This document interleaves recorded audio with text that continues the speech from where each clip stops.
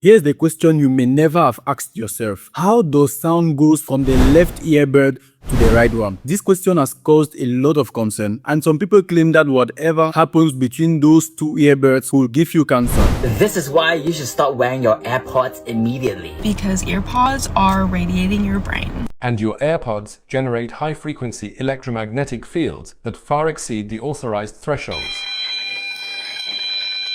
So, I've got good news and bad news. The good news first. There is no scientific evidence backing those claims. But honestly, it's not stupid to wonder about it. Quite a few experts actually take the concern seriously. The issue is that electronic devices emit electromagnetic fields, invisible energy zones that wireless technology uses to transmit information. Technically, these are radiations constantly emitted and absorbed by the biological tissue of the skull, the brain, and the body in general. Now, the word sounds scary, but radiations isn't necessarily dangerous. It's simply energy traveling through space. The radiation emitted by phones is low intensity. It doesn't have enough energy to ionize atoms or damage DNA. How do we know that? Because for 20 years, studies have tried to establish a link between phone use and cancer, and no scientific proof has been found. In 2020, the FDA published a review of 125 animal studies and 75 human studies and found no consistent pattern linking these waves to tumors. In September 2024, a systematic review commissioned by the WHO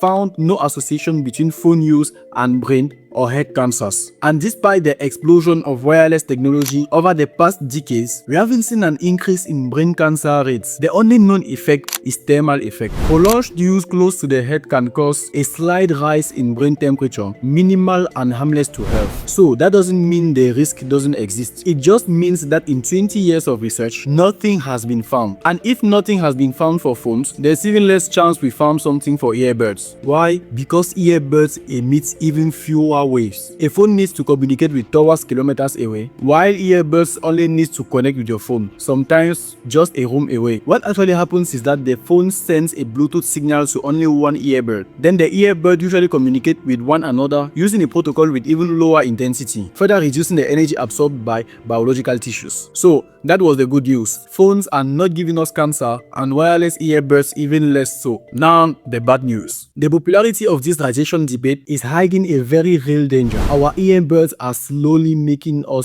deaf. According to the WHO, more than half of teenagers and young adults are regularly exposed to dangerous sound levels, and over 1 billion people could suffer hearing loss. That means struggling to follow conversations on a cafe terrace, having trouble hearing high-pitched sounds, or developing permanent tinnitus, a constant ringing in the ears. That's not normal. Hearing loss is natural. You hear fewer frequencies at 30 than at 20. That's called aging, and it's fine. That kind of loss is imperceptible and doesn't affect daily life. But around 65 to 75, hearing loss becomes disabling for about 1/3 of people. What the WHO highlights is alarming. One young person out of 2 is at risk of early hearing loss. Between you and me, one of us is going to be affected. Why does this happen? I will spare you the miracle of hearing lecture. Just know this. In the inner ear, there are hair cells topped with stereocilia. These tiny hairs are our hearing capital. When sounds enter the ear, it's just a vibration wave hitting the eardrum and moving the fluid surrounding these hairs. The back and forth motion creates electrical signals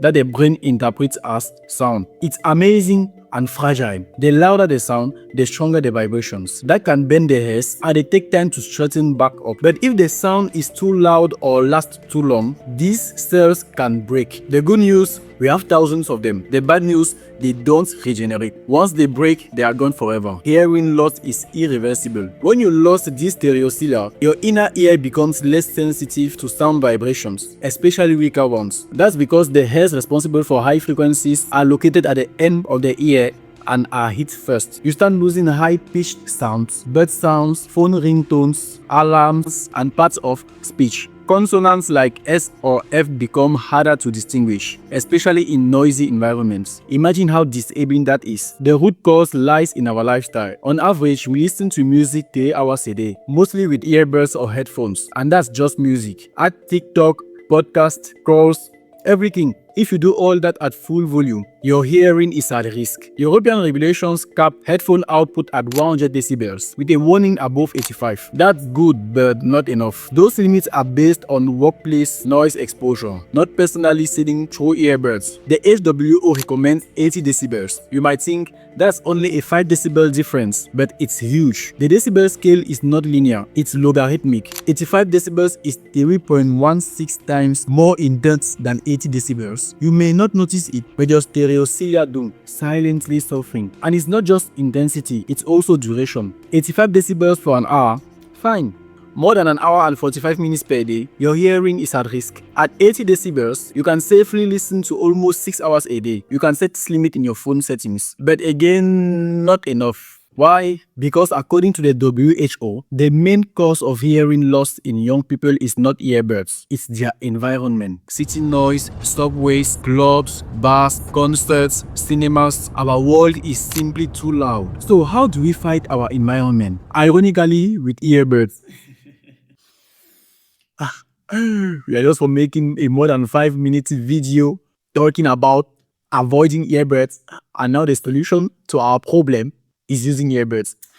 Thanks to active noise cancellation, things have flipped. A processor constantly analyzes surrounding noise and sends an inverse sound wave into your ears to cancel it out. Not perfectly, loud noises still exist, but far less intense. AirPods Pro reduce noise by up to 20 decibels. That divides environmental noise intensity by up to 10, protecting your eardrums and letting you enjoy music without cranking up the volume. This matters because most people with hearing loss don't realize it. The loss is gradual, so they increase the volume to compensate and accelerate the damage. Apple has a plan for that. A 15 minutes at home hearing test using AirPods Pro. This is not a gimmick. It follows standard clinical tonal audiometry. The first goal is awareness. The second is correction. You can't reverse hearing loss, but you can amplify deficient frequencies. Exactly what medical hearing aids do. They capture sound and amplify them according to the user's needs. AirPods Pro will soon do the same for conversations, alarms, ambient sounds, music, movies, and calls. This feature has been scientifically approved by the FDA. AirPods are becoming a medical advice, and that's huge. Even people who know they have hearing loss often don't treat it. 75% don't.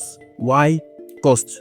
Hearing aids average $2,000 in the US, and Sigma wearing a hearing aid. But AirPods, no stigma. Everyone wears them. It's normal, it's cool. Not perfect in every situation, yes. Seeing earbuds during a conversation raises questions, but it's still more discreet and socially accepted. Destigmatizing hearing health is a public health issue. Hearing loss is linked to balance problems, strained relationships, cognitive decline, reduced work performance, depression, increased heart disease risk, and higher dementia risk. Losing your hearing isn't just annoying, it can turn your life into hell. Earbuds are not the problem, they might actually be the solution. Thanks to have watched the video until the end. I hope the video was better than the previous ones. I'm still starting. Smash that like button, save the video if you want, share, subscribe so that we can meet again for future amazing videos. Thanks for your critics, it really helps me improve. Where is my accent, the quality of the video, the quality of the script, the veracity of what I'm saying, and all of that helps me improve my videos. Thanks for everything, and the future videos I will try to provide better contents, more valuable contents, and I tell you, thank you for those that subscribe, and yeah, it's touching.